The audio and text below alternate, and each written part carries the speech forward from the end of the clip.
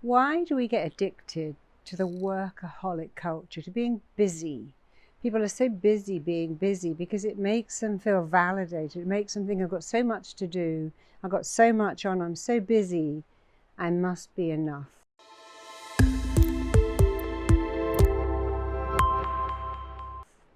Here's the truth, you are already enough.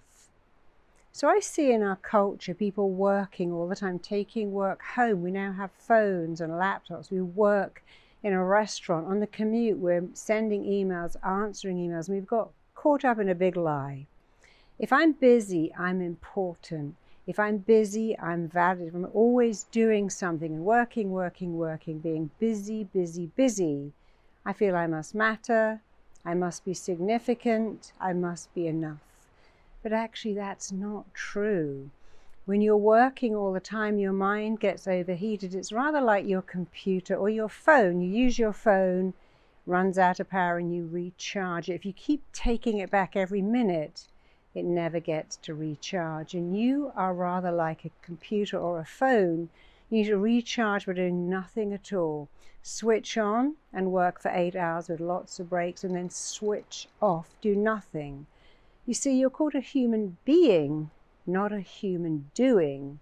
And if you're a human being, it means you can be, not do. And this belief that when you're busy, you'll achieve more is untrue. All schools know that you teach for maybe an hour and then have recess or a break. People work better when they stop. You know, many years ago, I had an idea for a book, and I took the idea to a publisher, and they went, hey, we love this book, but we want more. Can you do another 8 chapters? I'm like, I don't know, but I've got a great belief, say yes to everything. I said, yes, of course I can do those 8 chapters. And I really had no idea, because I'd written the book, I'd given it all I had, didn't think there was anything left. And I could have gone home and thought, right, I've got to sit at my desk and find the chapters. But I knew that in not working, it would come to me. I was driving along one day, and all of a sudden, 2 chapters filled my head. I stopped the car, pulled out a checkbook, wrote it all down, carried on driving. As I wrote out those 2 chapters, 3 more came, and 2 more came. In being not busy, driving, chilling, relaxing, listening to my mind came up with the answers. And geniuses do not work. A genius will often lie under a tree in nature and go, that's when I get my best ideas. Einstein used to sit in a chair with a huge ball bearing, like a shot put in his hand, and the chair would rock, and he'd go to sleep, and he would drop it, and it would wake him up, and he'd wake up full of ideas, full of inventions.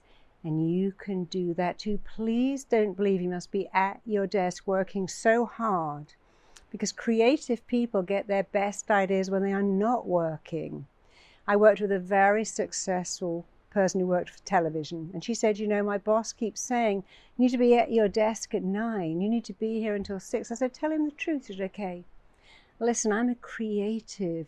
My mind comes up with ideas in the shower, when I'm making dinner, when I'm sitting in the garden. If I'm at my desk from 9 to 6, I am less creative than when I'm doing something else. She went, oh, okay. As long as you produce the material I require, I don't really care where you are. So she stopped having to believe I've got to be on.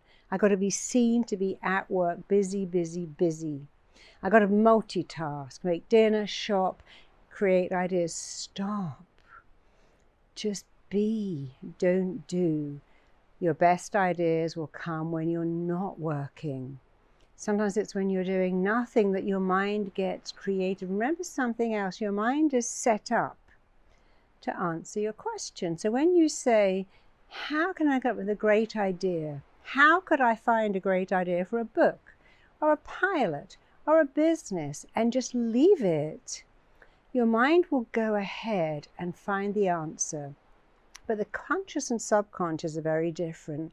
And the subconscious works best when the conscious is not working. Let's give you a great example. You want to remember something. You need to remember the name of that book, that recipe. What is it? Don't know. And then you go into think, oh, it just popped into my head. When you're dealing with the subconscious mind, the creative mind, the less the conscious is there, the better it responds. Where did I put my keys? I don't know. But I went to do something else and suddenly up popped an image. My keys are in the fruit bowl. I remember now. But when you're consciously trying is very trying. Trying is lying. So forget about the conscious. Give it to your subconscious. Hey, subconscious, show me an idea. Give me an idea. Show me what I should be doing. And I trust that you'll do that. And I'm not going to be looking with you. When I can't find someone, say to my mind, hey mind, tell me where I put it. Hey mind, give me an idea for this next talk, for this next YouTube video. And my subconscious is designed to answer any question I give it. Well, I start with how. How can I do this? But when I say, I don't know, let me try and try and try, don't try. It will all work out. Please stop being busy. Smart people work less. You don't need to work harder. You need to work smarter. You can do 3 times as much in less time if you open your mind to your possibilities and stop trying. Don't be busy. You're like a phone. Recharge. Then when you take time off, don't think, oh, well, I'm just reading a magazine. I should be reading a book. I'm just watching trash. I should watch something educational. No. Take the time to do nothing. I spend a lot of time with tribes, and they spend a lot of time doing nothing because you're recharging like a battery. When you recharge, you work better. You have better ideas. You're more productive when you do less and recharge than when you do more.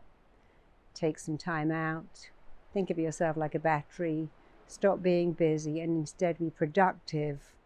Work smarter, not harder. See you soon.